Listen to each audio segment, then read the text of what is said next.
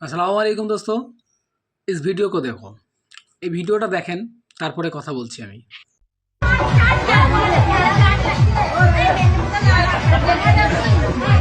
राहुल ये करो राहुल 20 ये करो।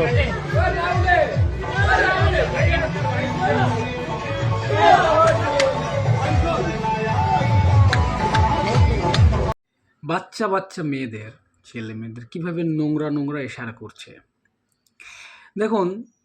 বিজেপির নেতারা যেভাবে মুসলিমদের উপর টার্গেট করে হেট স্পিচ দিচ্ছে, এগুলোতে মুসলিমরা সব বুঝতেই পারছে, তারপরেও চুপ আছে, কারণ ইসলাম ধর্মই এটা।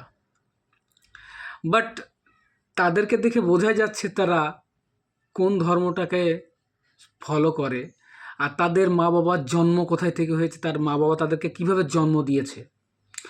আর মোদি বলুন আর গভর্নমেন্ট বলুন, যে সরকার এখন বর্তমানে আছে কেন্দ্রে, এরা কিছু বলবে না, কারণ যে মানে গুরু, সে তার নামই তো অ্যাপিস্টন ফাইল আছে।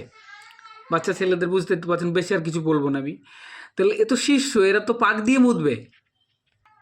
তবে বাবা, সব কিছুরই শেষ আছে, একটা সীমানা পর্যন্ত নির্ভর করে। সব কিছু একটা সীমা আছে, শেষ আছে, তো এটারও শেষ হবে, সময় লাগতেও পারে। ঠিক আছে, বাংলাদেশে হাসিনা পালিয়েছে, হাসিনাকে তাড়িয়েছে, তো যদি জনগণ যেদিন মনে করবে যে এগুলোকে তাড়াবো ইংরেজদের মতো, সেদিন কারোর বাবার রেহাই নেই, সেদিনকে পালাতে হবে এই দেশ থেকে। তবে সত্তায় থাকার পরে চিন্তা ভাবনা যে আপনাদের এতটা নোংরা জানা নেই, নাহলে এইসব শুয়ার কীভাবে এই ধরনের কাজগুলো করতে পারে। আর আপনাদের যে নেতা বলছেন বেটি বাঁচাও বেটি পড়াও, এটা কি শুধুই হিন্দুদের জন্য? দেশটা কি শুধুই হিন্দুদের? মুসলমান, খ্রিস্টান, বৌদ্ধ এদের কি দেশ না? এদের কি অধিকার নাই? মানুষ সব বুঝতে পারছে, মুসলিমরাও সব বুঝতে পারছে, তারপরেও কেন চুপ আছে? চুপ আছে এই কারণেই, এটার নাম ইসলাম।